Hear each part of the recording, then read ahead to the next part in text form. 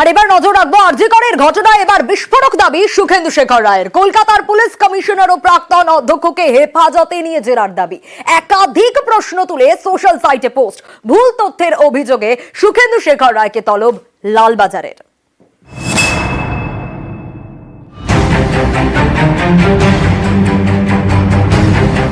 আরজি করের chest medicine বিভাগের seminar hall থেকে উদ্ধার হয় তরুণী চিকিৎসকের দেহ। খুন ধর্ষণের অভিযোগে তোলপাড়, তথ্য প্রমাণ লোপাটেরও অভিযোগ উঠেছে। হাইকোর্টের নির্দেশে এখন তদন্তে সিবিআই। এরই মধ্যে আরজি কর নিয়ে বিস্ফোরক সুখেন্দু শেখর রায়। কলকাতা পুলিশের কমিশনার ও আরজি করের প্রাক্তন প্রিন্সিপালের গ্রেপ্তারির দাবি তুললেন তৃণমূলের রাজ্যসভার সাংসদ। সোশ্যাল মিডিয়ায় তিনি লেখেন, সিবিআইকে স্বচ্ছভাবে কাজ করতে হবে। প্রাক্তন অধ্যক্ষ ও পুলিশ কমিশনারকে হেফাজতে নিয়ে জেরা করা প্রয়োজন। কে বা কেন আত্মহত্যার গল্প ভাসিয়েছিল তা জানা দরকার। কেন হলের দেওয়াল ভেঙে ফেলা হলো? কার মদতে রায় অত ক্ষমতাশালী হয়ে উঠেছিল? কেন ঘটনার 3 দিন পর স্টিফার ডগ নিয়ে যাওয়া হলো? এমনই 100 প্রশ্ন উঠেছে। ওদের মুখ খোলান। আরজি কর কাণ্ডে এক্স হ্যান্ডেলে এই পোস্ট। এরপরেই সুখেন্দু শেখরকে তলব করে লালবাজার। সোশ্যাল মিডিয়ায় ভুয়ো তথ্য পোস্ট করার অভিযোগে তলব করে সুখেন্দু শেখরকে। কলকাতা পুলিশের দাবি, 3 দিন পর স্টিফার ডগ পাঠানোর তথ্য সম্পূর্ণ ভুল। 9 এবং 12 আগস্ট দুবার পাঠানো হয় স্টিফার ডগ। সুখেন্দু শেখরের পাল্টা পোস্ট করেছেন তৃণমূলের কুণাল ঘোষ। তিনি লেখেন, আরজি করের ঘটনায় আমিও সুবিচার চাই, কিন্তু পুলিশ কমিশনারের জন্য যে দাবি তোলা হয়েছে তার তীব্র বিরোধিতা করছি। খবর পাওয়ার পর তিনি সাধ্যমতো চেষ্টা করেছেন। পুলিশ কমিশনার তার কাজ করেছেন। তদন্ত ইতিবাচক ছিল। প্রবীণ নেতার থেকে এ ধরনের পোস্ট অত্যন্ত দুর্ভাগ্যজনক।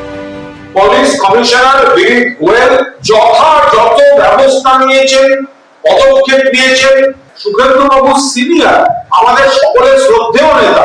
তার আবেগ, তার উদ্বেগ নিশ্চয়ই, কিন্তু তাই বলে পুলিশ কমিশনারের গ্রেফতার চাই এবং হেফাজতে নিয়ে জেরা চাই, এটা একটা অযৌক্তিক দাবি এবং এই দাবি বিরোধিতা করছি। টুইট নিয়েও যদি কোনো প্রশ্ন থাকে সেটার উত্তর সুখেন্দু শেখর বাবুই দিতে পারে।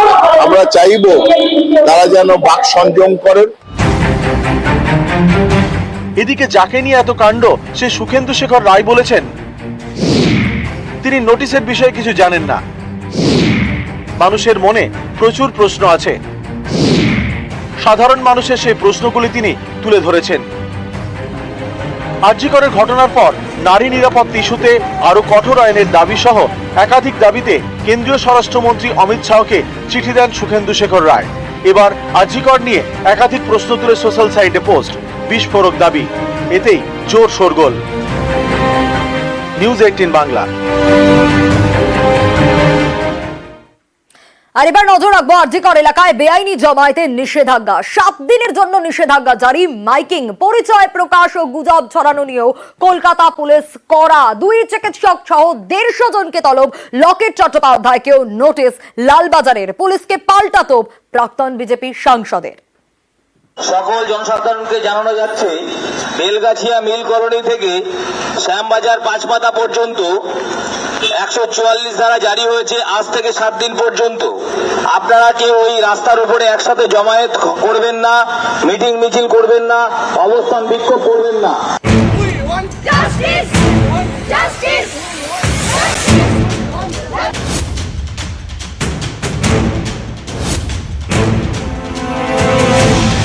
আরজি করের তরুণী চিকিৎসক খুন, ধর্ষণের অভিযোগ, এ নিয়ে তোলপাড় রাজ্য। এরই মধ্যে মাঝরাতে আরজি করে ঢুকে বহিরাগতদের তাণ্ডব।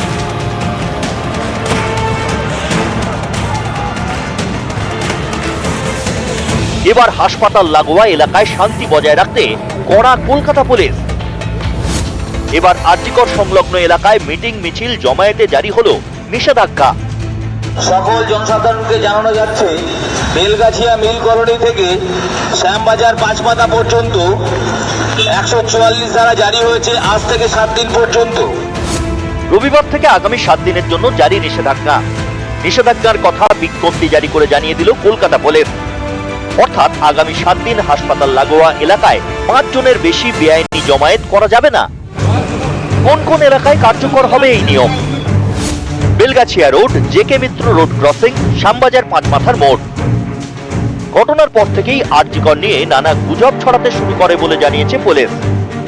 There are far too many rumors are floating, which have no basis. And on the basis of rumors, so-called experts are analyzing those rumors. শুক্রবার হাইকোর্ট জানিয়ে দেয় তরুণী চিকিৎসকের নাম ও ছবি প্রকাশ করা যাবে না। এবার এসব নিয়েও কড়া কলকাতা পুলিশ। তরুণী চিকিৎসকের পরিচয় প্রকাশ ও গুজব ছড়ানোর অভিযোগ। 2 চিকিৎসক সহ 150 জনকে তলব করেছে লালবাজার।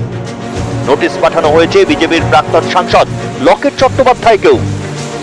কলকাতা পুলিশের মেরুদণ্ডহীন, স্পাইনলেস এই ধরনের সমন আমি অন্তত ভয় পাই না। যেখানে যেতে বলবে যাব। কোটি কোটি মানুষকে সমন দিক, তাদেরকে পাঠাক, জায়গা করতে পারবে তো লালবাজারে। সোশ্যাল মিডিয়ার দিকে চোখ না রেখে তারা সিবিআই কে সহযোগিতা করুক। আপনারা কেউ ওই রাস্তার উপরে একসাথে নিউজ 18 বাংলা। মিটিং মিছিল করবেন না, অবস্থান বিক্ষোভ করবেন না। ফের উদয়ন গুহর মন্তব্যে বিতর্ক। এর আগেও উদয়ন গুহ বিতর্কিত মন্তব্য করেছিলেন। এবার আরজি কর আন্দোলনকারীদের পোশাক নিয়ে মন্তব্য উদয়ন গুহর। আরজি কর আন্দোলনকারীদের পোশাক নিয়ে মন্তব্য। নেশার ঠেক ভাঙা মহিলাদের আন্দোলনের সঙ্গে তুলনা আরজি করের। কি বলেছেন উদয়ন গুহ, শোনাবো। কোনো সময় গ্রামের মহিলারা আন্দোলনে নামে। আমি কোনোদিনও কোন জিন্স পরা মহিলাকে দেখিনি।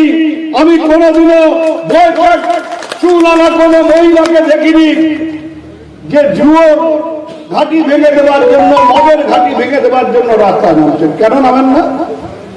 কারণ ওটার মধ্যে ঠিক আবেগটা আসে। এটা গ্রামের গরিব মানুষের আন্দোলন, গ্রামের মা বোনদের আন্দোলন। আমরা শহরের মানুষ কেন ওইসব আন্দোলনের মধ্যে যাই? আমরা যে আন্দোলনের মধ্যে যাব সেটা টিভিতে দেখাবে, সেটা ইংরেজি কাগজের ছবি হবে। আমরা মরা মানুষকে নিয়ে আন্দোলন করব, কিন্তু জীবিত মানুষ যেন মরে না যায় সেটা নিয়ে আমরা আন্দোলন করব না। আর এবার প্রতিবাদীদের হুঁশিয়ারি তৃণমূল বিধায়কের। আরজি করে সরব বুদ্ধিজীবীদের বিরুদ্ধে খাপ খোলার হুঁশিয়ারি নারায়ণগড়ের তৃণমূল বিধায়ক সূর্য অট্টের। কলকাতার বুদ্ধিজীবী কয়েকজন নেমেছেন, বেলনাতে অনেক বুদ্ধিজীবীরা রাস্তায় গিয়ে নেমেছিলেন। আরে আপনারা কারা বুদ্ধিজীবী আমি জানি। খাপ খুললে আপনি বিপদে পড়বেন। যদি খাপ খুলে বিপদে পড়বেন, চরিত্র বললেন বিপদে পড়ে যাবেন। এখানে শেষ নয়, এবার দেখাবো বিতর্কে হিঙ্গলগঞ্জের বিধায়ক। আরজি করের ঘটনায় বিক্ষোভ, বিতর্ক। নিহত তরুণীর ছবি নিয়ে বিক্ষোভে বিধায়ক দেবেশ মণ্ডল। নিহত তরুণী চিকিৎসকের ছবি নিয়ে বিক্ষোভে বিতর্ক। আদালতের নিয়ম অমান্য করে ছবি নিয়ে বিক্ষোভ।